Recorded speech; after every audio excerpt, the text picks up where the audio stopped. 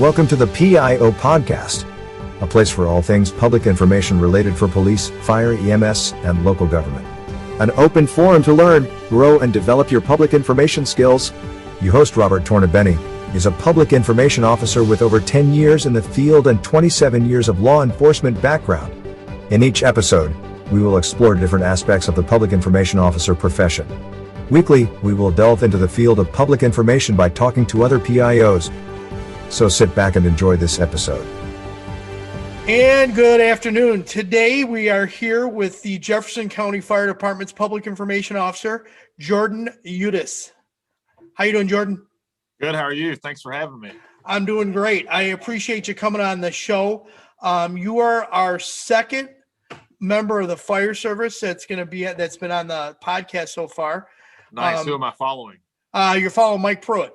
Whew, those are big shoes to fill. I know everybody tells me that. And the other day, I put out a thing on the Twitter and the Facebook account about a survey just to see how we're doing. Cause this is, we've got 8 published episodes. I've got about eight more recorded. Mm-hmm. And somebody said to me, boy, you went on with all the powerhouses already. And I'm going, I don't know. So I don't know if Mike considers himself a powerhouse or not, but between Deputy Chief Pruitt and Sergeant Prine, those are 2 big shoes to fill. I know I did his earlier this morning, but then I think the kind of the biggest person that I've interviewed on this group right now is just of stature for national exposure was Chief Schoen from Mountain View PD. He's kind of like the big one. But I'm going down I have people I'm kind of lining up. I have like the Judy Pells and so on coming down the line. So they're coming, but I didn't think I jumped into the big crowd because I want the guys and girls that are out there that are just doing the day-to-day work. I want you guys to talk. So that's what I wanted to talk to you, because you are probably on the fire side, probably one of the more active PIOs that I've seen out there. Mike does a lot of stuff, but I've seen you've been doing stuff for quite a bit, and you're very vocal. You put out a great message. You talk very openly about things. And I felt, here's somebody I want to talk to, because I think from a perspective of PIOs, we sometimes forget about ourselves and taking care of ourselves because we're always thinking about our agency and the public. Jefferson County, that covers Louisville and then the surrounding area around it. So it's a pretty large jurisdiction for you guys to have. That's a large area of responsibility. Yeah, so it's the largest city in the Commonwealth of Kentucky. So basically in the early 2000s, we kind of like Nashville and some other sister cities of ours, we merged and became a metropolitan city. So we have 2 fire departments. We have the city fire department, and then we have the county fire department, which is obviously the one that I work for. And of course, our county, like Louisville, is the largest in the Commonwealth of Kentucky as well. So we border the Ohio River, that separates us and Southern Indiana. So Sergeant Prine, Deputy Chief Pruitt, all those folks are literally just a drive up north away from us. So outstanding. So what is your background? How did you become a PIO? Really no background. There was a chief that was doing this role and slowly kind of stopped doing things as he gets closer to his retirement. I think he's got 12 months or so left now. And I had never done anything like this. I was the guy that sat at the kitchen table at the firehouse in the evening time and watched the local news for a couple hours at a time. But to backtrack, when I was coming up before I started my career as a firefighter, I'd always kind of been interested in news. So one of the things that I thought that I would do is go into and pursue a career in news. My father's a retired firefighter after 38 years. So one day we had a conversation in his office before he retired, before I was employed. And it was basically, what are you going to do with yourself? Are you going to take this job with the fire department, or are you going to go to the military? So I got on the department. That's been 12 years or so ago now, and haven't stopped. I've been in this role for about 2.5 years now. So when I took this role over, the chief that was doing it was basically, if you called, he would get you what you needed, but that was kind of the extent of it. There was no limelight, or we went from basically being non-existent to on TV 5 nights a week, and that was a culture shock for our department. Wow. And as well as the city fire department. I mean, I was getting calls basically saying, hey, pump the brakes, you're doing too much. And I'd taken a class with Chief Pruitt, and Rita Reith at IFD.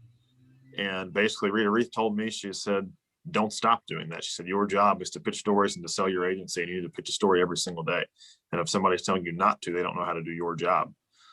So I kind of took those words that she told me about 3 years ago and hit the ground running and never stopped. And for about the first year, our people struggled with it. You know, they struggled with me calling, asking, you know, hey, can you guys at this station do this? You know, you guys have a boat. Can we do a story? We need to involve your boat with this story. And then it kind of plateaued into, there were people who didn't want the limelight or didn't want that attention.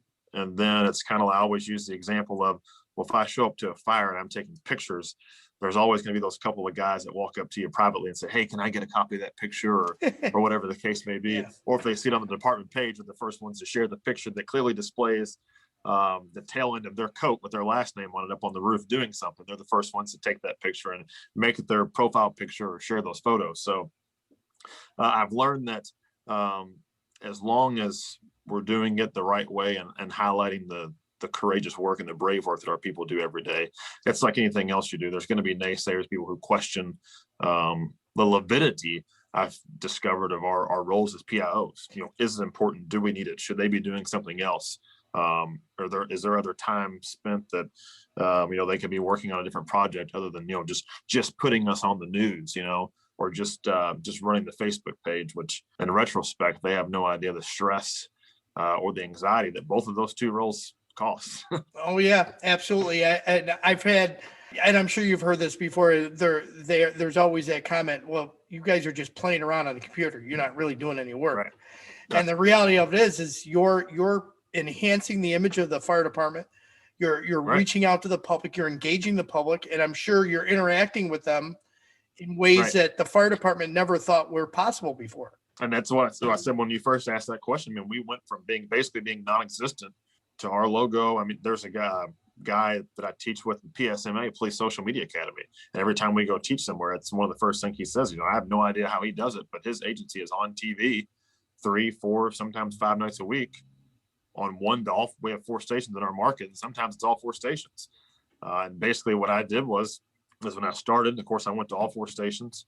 Any person sitting at an assignment desk is thankful for a guy like me and you every single day. So we all quickly became friends, and then it just kind of took off from there. And I pride myself and our agency on, if they've got a story they need told about smoke detectors, they're not calling another fire department. They're calling us. If it's 10 degrees outside and they want to do an ice rescue story, they're not calling a different agency. They're calling us. A, we have the resources, and B, they know we're going to talk and we're always available. You know, that's an interesting comment about they're willing to talk, because when I first got into this career over 12 years ago, there was no PIO at our fire department in my municipality. They would call me all the time. And it got to the point where I'm like, I can't speak on the fireside operation. I could tell you what roads we blocked off, but I can't really speak for the fireside. And the reporters would say to me, well, wait a minute, you're the PIO for the community right now. Somebody from the fire department either has to speak, or we're just going to take what you say, and we're going to put it out as coming from the fire department. I'm like, you can't do that. Right. And they say nobody answers the phone at the firehouse. I go, they're all at the call. So you'll have to wait until you get back to it. So I had to sit down with the fire chief, and he ended up getting a firefighter and a lieutenant that would do a dual role. If one was at the house, they'd answer the phone for the PIO.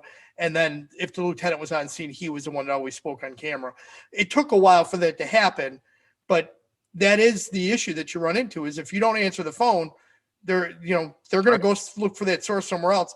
I think they're going to find somebody to talk. We find that on the police side a lot right now, where people, where if the municipalities or the PIOs don't talk to the media, they go right to the people in the sidelines, and they start asking them questions, and they're getting bad information. Right. You know, they're making stuff up as the story's going because, hey, they got on TV. They got somebody to talk. Exactly. Somebody back at the assignment desk or the news director is telling that reporter, you better get some sound. At this point, we don't care who it is. So, Jordan, are you a one-man operation? Yes. So day to day, yes. So there's one other guy, Major Carta. If I'm out of town on vacation or traveling or something, he has kind of been my guy. If I kind of want to break it up, hey, we've done 6 stories this week, and they've seen my forehead on TV 4 nights this week. Hey, Sean, can you do this? So he's done it a couple of times, and it's kind of one of those things now where it's kind of my baby, I've kind of built this thing and I take pride in it. So letting somebody else come in was kind of difficult. But if I'm out of town or whatever, I usually send an email to all 4 of our stations, letting them know that I'm going to be out of town. Of course, my phone's always on, but if you need something immediate, Major Carta is available. But on a given day, yes, I'm just a one-man show. And that's acceptable. I mean, it's sometimes it's better to have a single point of contact or single person involved. What kind of equipment are you using? Anything special, or is it just your cell phone? I started when I first started, whatever number iPhone we were on is what I had. And it kind of started with, I got one of those gimbal DJI things for my phone. Recently, I've got this ring light that I'm using now with you, and kind of just a multitude of different tripods, from big to small. This particular smaller one's kind of got like some arms and stuff that bend on it. But everything that I do, I've got a basic camera, but I'm currently using the iPhone 12 Max Pro, and it seems to do a phenomenal job. All the video and content that I create either on our Facebook page or my Twitter feed is all done through iMovie, directly from my phone, usually sitting in some parking lot, sitting in my car. But the camera quality itself and the ability to make a video into HD or whatever on the iPhone 12 Max Pro has just been incredible. And a lot of times what I find for the fireside PIOs is, of course, like anybody else, I always have my phone with me. But I go from either sitting here at my desk or working a shift to out the door, and that's what I have. I don't have any. I usually keep all my tripods and stuff loaded down in the back of my buggy, but usually you forget those. It's just like when a reporter gets there, I want to get the way it looks right when I get there. Right. So setting up a tripod takes a few seconds. So on a day-to-day, I just use my iPhone, and it seems to have worked very well this far. Outstanding. That's great to hear that it's mostly a simple series of tools that you're using, instead of getting carried away with big cameras and production stuff. And again, it's even harder as a single person to do that. So it makes sense. Make it simple. You always get your phone. And I looked into maybe last year's getting some of those things. Our department's been very receptive and got a good support system from the chiefs.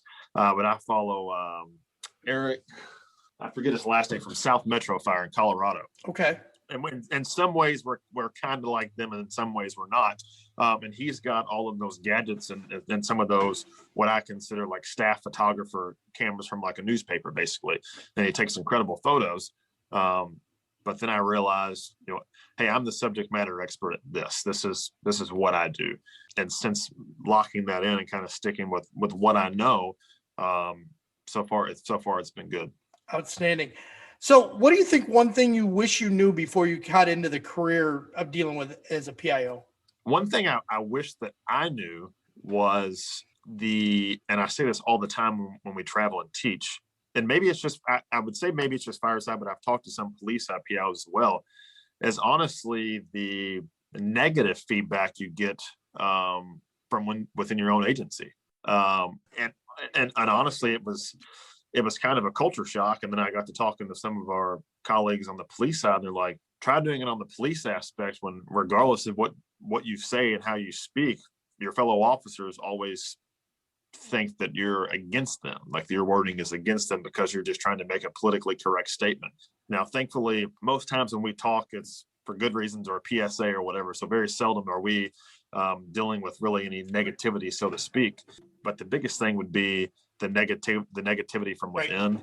And then, of course, just things that you didn't know about news itself. And of course, over the last couple of years, my knowledge has expanded in that. But just as far as like the deadlines go, and basically at the end of the day, they just got a job to do just like we do. And when they're itching for that information, a half an hour before a newscast, try being that guy that's trying to get. It's just like having a fire chief, on you 30 minutes before something's supposed to be done or something. And just like a news director, that there's a fire chief to answer to as well. So just learning the lingo and kind of how they operate on a day-to-day. How receptive was the media when you went out, reached out to them in the beginning? It was to the folks in our market here. Now, most of them, the same guy that's anchoring the evening news now was anchoring the evening news when I was 4. So, oh my God, at least at 2 of the stations. So, and the particular news director at that station, she's also been there for most of my life. So, for them and for the industry as a whole in this market, it was kind of a culture shock. Like, wow, we've got somebody who's going to answer the phone, we've got somebody who's going to talk, and we've got somebody who's going to give us story ideas. This is basically too good to be true. And I now, because of things are so busy and there seems to constantly be something going on, I don't so much have to send them stuff to put out story ideas. It's almost every day, or at least every other day, there's a call or a text. Hey, can you talk about this? I'll give you a prime example. We had some snow and ice last week or week before last, and we get that every couple of years here. So when we get it, it's a big deal. So a reporter had texted me and said, hey, can you talk about, because I had a presser the day before, basically reminding everybody, because we saw a large number in space heater fires and carbon monoxide poisonings and all those things. So got up in front of all 4, trying to push that message out again. And one of the things I said was, we also respond to a lot of repeat car accidents. And what I meant by that was there was an accident 4 hours ago and somebody drove past and saw it again and recalled it in. I said, what that does is, if you call and say there's a wreck on the side of the road, you're getting every single bit of equipment that responded when the accident initially occurred again. So the reporter wanted me to follow up and basically talk about us responding to abandoned vehicles on the side of the road. And that was the night before he wanted me to talk. So the next morning I reached out and said, hey, I appreciate you asking us, but I think it's more of a police matter.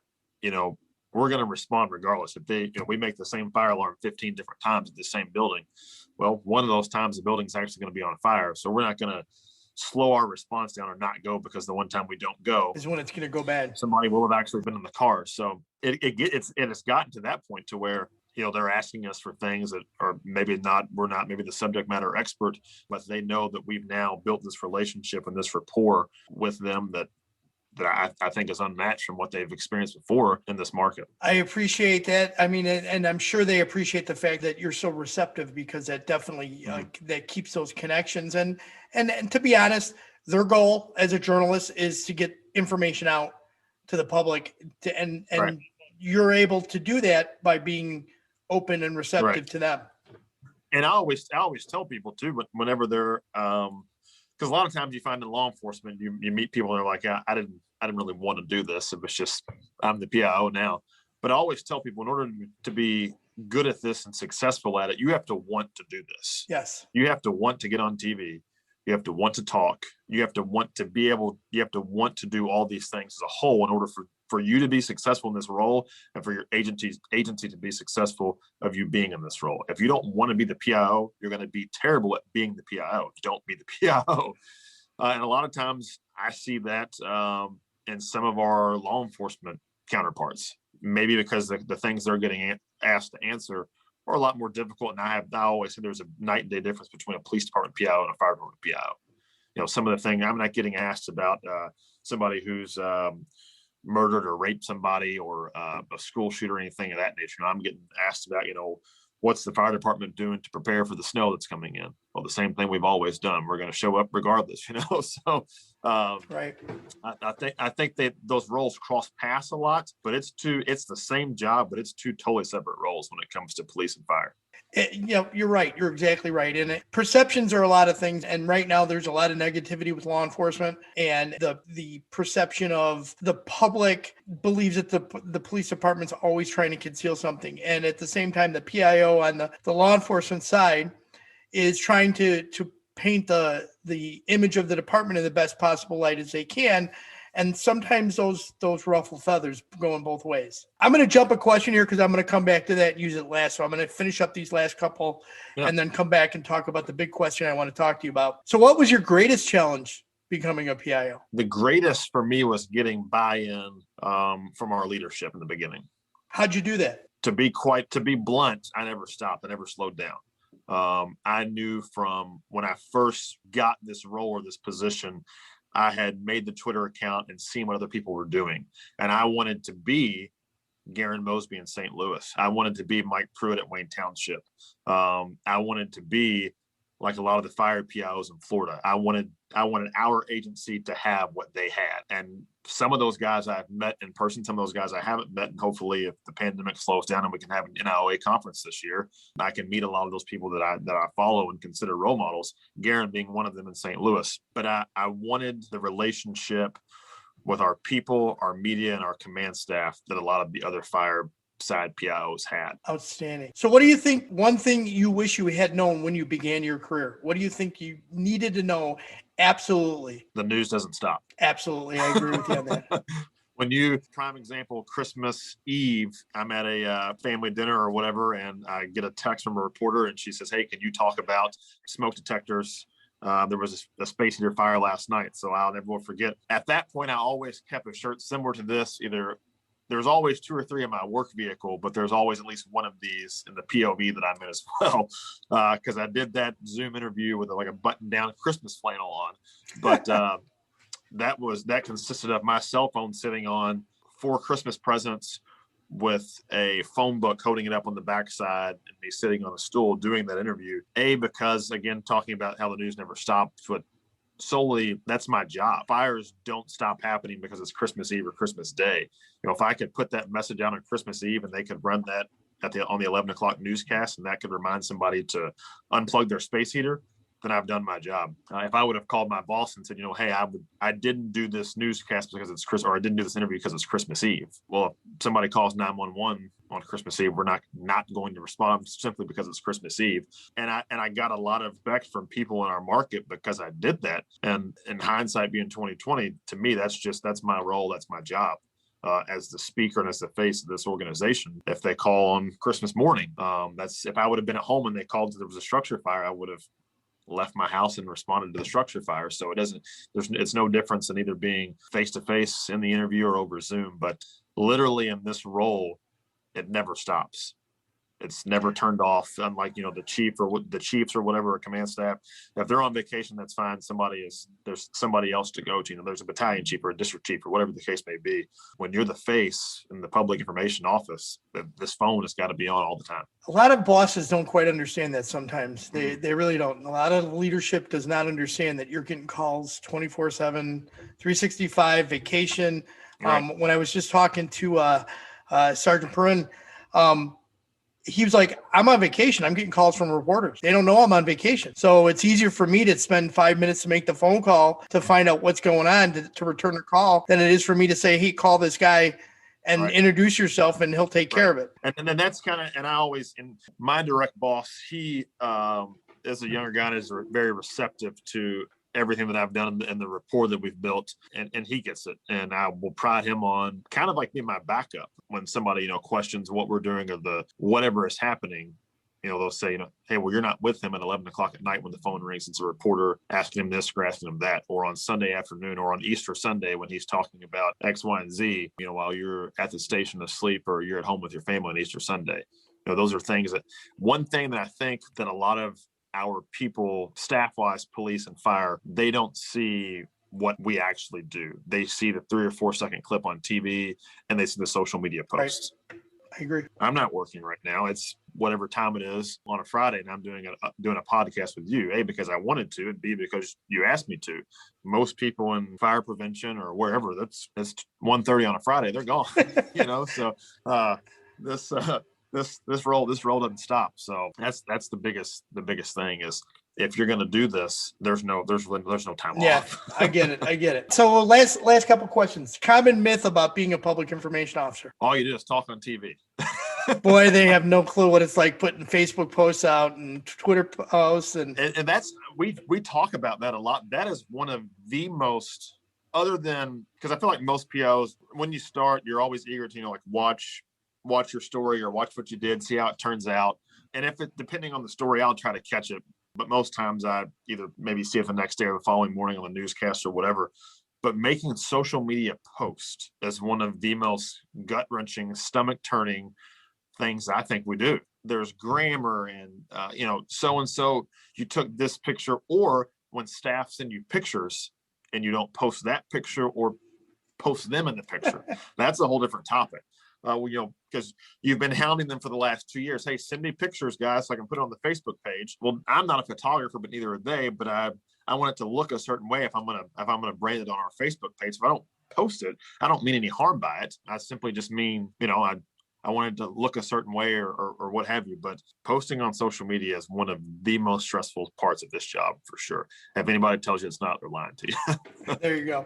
All right. Before I go to this last question in the round, I'm going to go back to the big question I want to ask you. You are very vocal about addiction and support for first responders as well. Can you give me some details about that and what you've dealt with in your career? Yeah, I think collectively as a whole, especially now in the pandemic, it has taken a toll on our members and first responders across the nation. And we have one of our division chiefs who swears by PTSD. And we had a station here maybe last year, the year before last. They did a series basically on first responders and PTSD.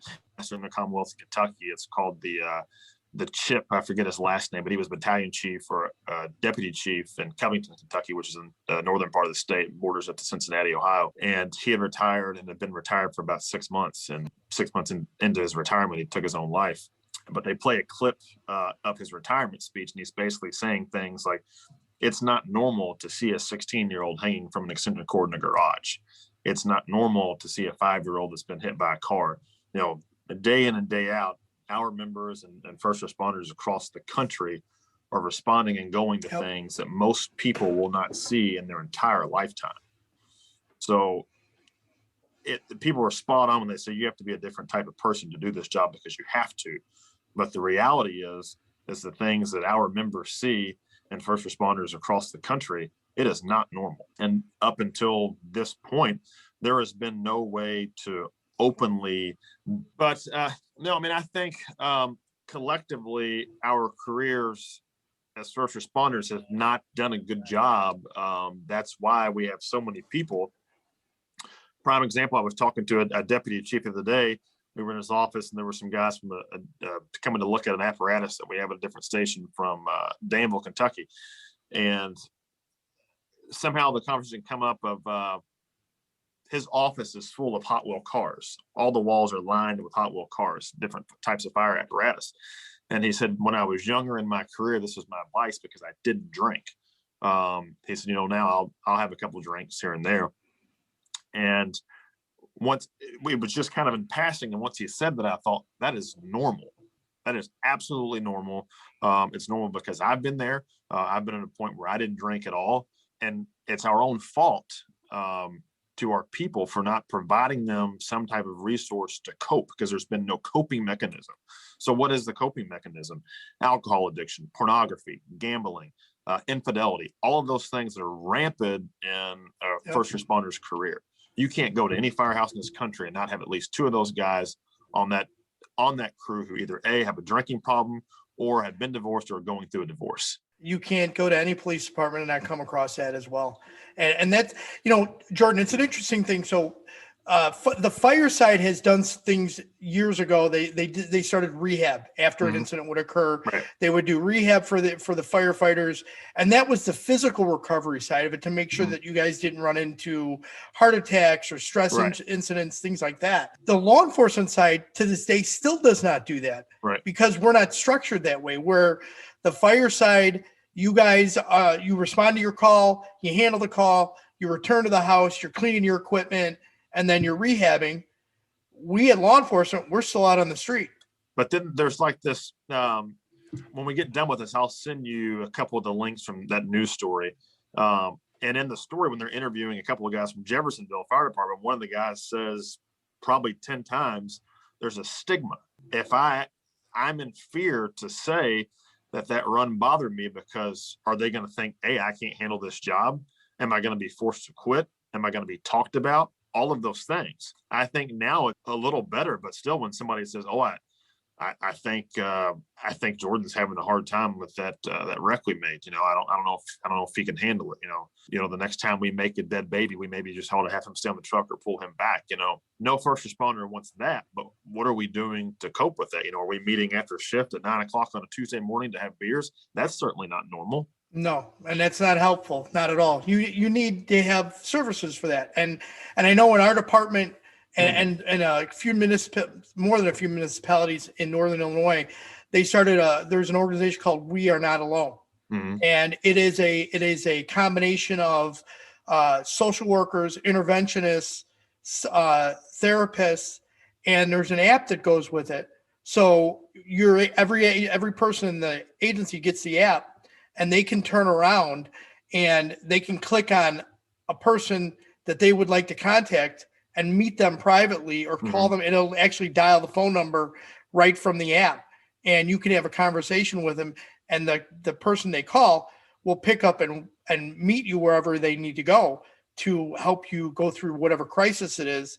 And on the other side of that, we actually have a hospital now that actually has a whole wing set up for first responders in crisis, whether it's drug addiction, alcohol, sex addiction, pornography, whatever you might want, whatever that issue might be, and they'll house it privately so that they can get the therapy that they need and get them back out back out working. Right. And there's no stigma to it.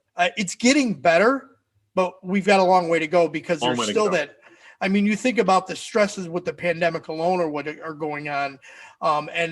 And that's where I'll throw this out at you. How do we do that as an internal messaging for our agencies as a PIO? We did kind of, I would say, like in the middle of the pandemic, when we sent out, the chief would send out, hey, if we changed our level, if we went from a yellow to an orange, well, if we went to an orange, that means that you had to have a mask on the entire time you were in the station. If we dropped to a yellow, no mask in the station, only when you leave.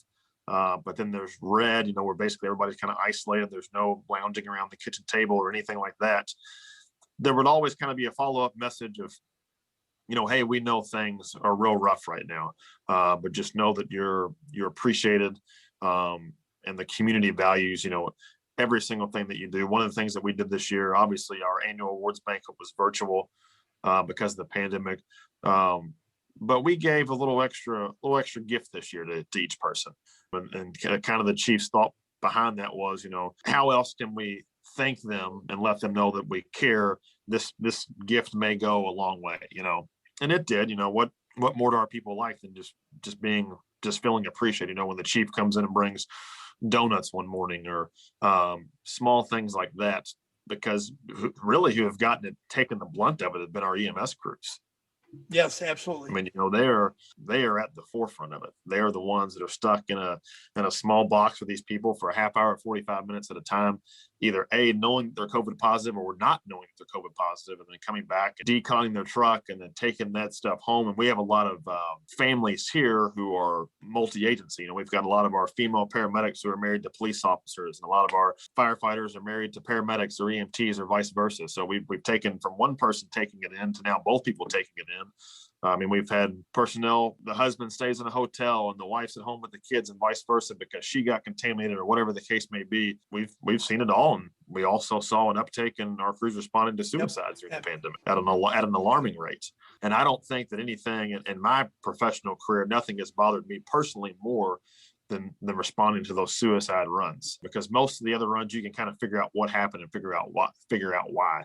But with a suicide, you just have absolutely no idea why somebody did that, and that eats at you. That makes you wonder.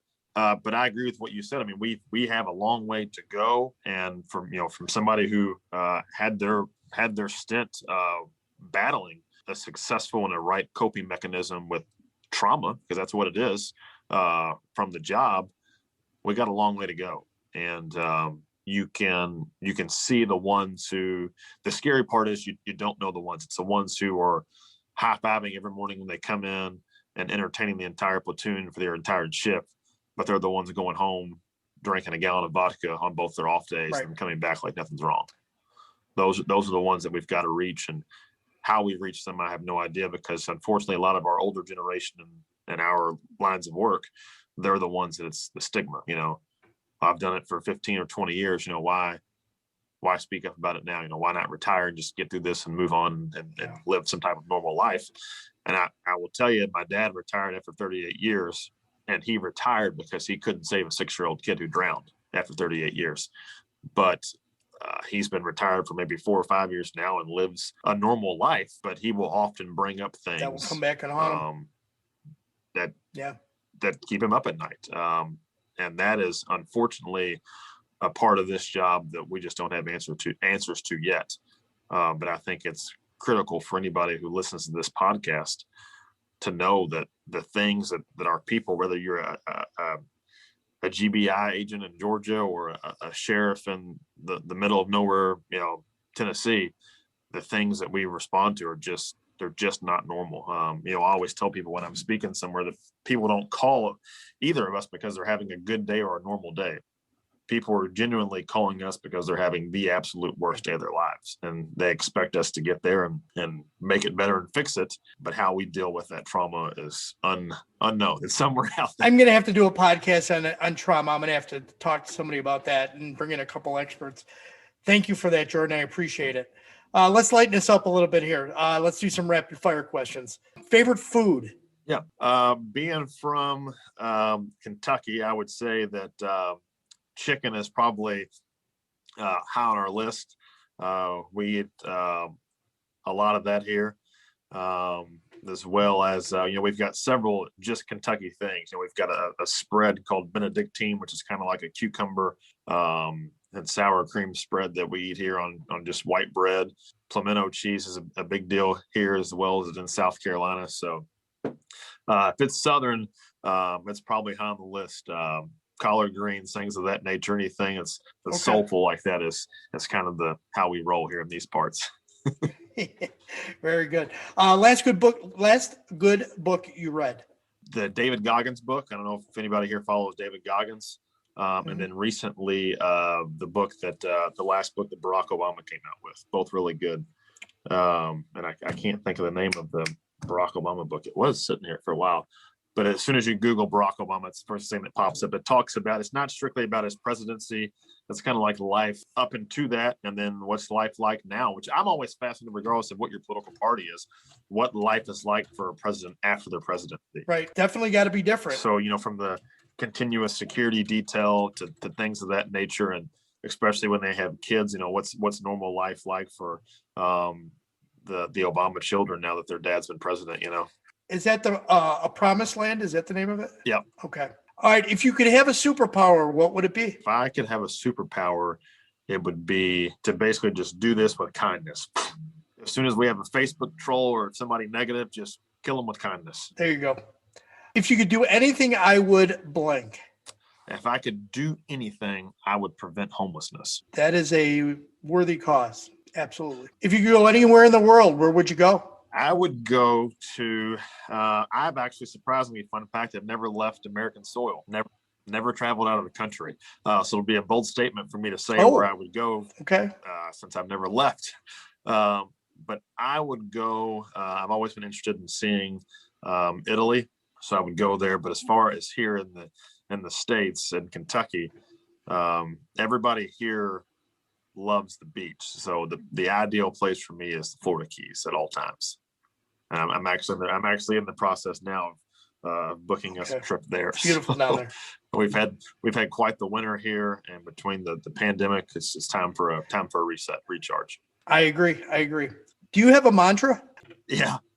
So somebody I got to. It's funny for the folks listening to this who are from the southern part of the country, they'll agree. In the South, there's always an interesting way that we say things. So if you ask me, hey, what's the weather going to be today? I'll follow that up with, well, it's hard to say not knowing. Well, it is hard to say if you don't know. Great. All right. Is there anything else you'd want to share with us today? I'm trying to think.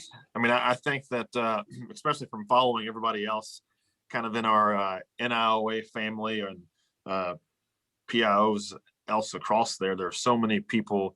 You're not alone. And I learned that once I joined NIOA. It's easy to send somebody an email or shoot them an Insta or a Twitter direct message to ask them a question. chances are that somebody has dealt with or is dealing with the same situation that you're into now, and you think, oh my gosh, the world's going to end. But reach out to me or other people that have been doing this way longer than I have. I find each time, I've got an idea or something I'm going to post that kind of comes back to backfire. I asked one of our colleagues, and they've either done it. But the interesting thing is that I found it's so different. There's a lot of us in this region, Kentucky, Tennessee, Georgia, Alabama, Mississippi, Louisiana, that whole southern part of the country versus where we are, how different it is for Chris out of Mountain View PD, or how different it is for Sophie at Orange County Sheriff's Office. Just the different places and the views of the world on how different that makes our job. In Kentucky, it'd be a big deal. I can see where that could be a problem. Yeah. And just like to flip roles, we were doing a case study and talking about public safety officials who have lost their job for posting things on their personal Facebook page. Whole different topic for the podcast for sure. There was an officer in Mississippi who was fired for repeatedly posting clothing wearing a rebel flag, and we had that discussion in California, and in California they were like, he should be in prison. How dare? And we quickly had to tell them, where we live, that's, whether you believe it's okay or not, it's normal. Right. Right. That is, up until I think this year, that part of that flag was in the state of Mississippi's state flag. In Kentucky and Tennessee, those things are normal to us, but to them out west, and I'm sure even up north, it's a complete culture shock. So I think the things that we have to deal with, depending on where you're located in the U.S., is also very difficult to how we do our job and do it successfully. Absolutely. All right, Jordan. So how best can people reach out to you if they want to connect with you in some way after they hear the podcast? My cell number is, probably regret doing this, but 502-341-7390. You can find me on Facebook at my name, Jordan Youdis. And then, of course, on Twitter, a lot of our other fellow PIOs follow me on there. It's JT Youdis, and the Twitter handle is PIO Youdis 37, and the same thing for Instagram. Probably out of the three, I'm most active on Twitter. I try to keep that mainly news related and work related, but I also run our department's Twitter, Facebook, and Instagram accounts as well. So look me up on any of those pages. And of course, you have my Twitter handle and the tweet you made earlier about the podcast. So, and I'll put all that stuff in the show notes, so it'll all go in there. So if our listeners are looking for it, they just go to the show notes and they'll be able to find it. Yeah, look forward to hopefully seeing everybody at NIOA. I know Ashley and the staff have been working hard on that to make that successful this year. So hopefully see everybody there, and just keep pushing the message and telling your agency story, because somebody's got to tell it. Thank you, Lieutenant Youdis. Thank you very much for coming on the podcast. Thanks, brother. Thanks for having me. We hope you enjoyed this episode. If you would like to contact the show, please email us at thepiopodcast@gmail.com. Be sure to subscribe to the podcast to get notified of the latest episode. If you are listening on a platform that allows reviews, please give us a review. We appreciate any review, good or bad. It helps us improve on each episode. Until next time, be safe.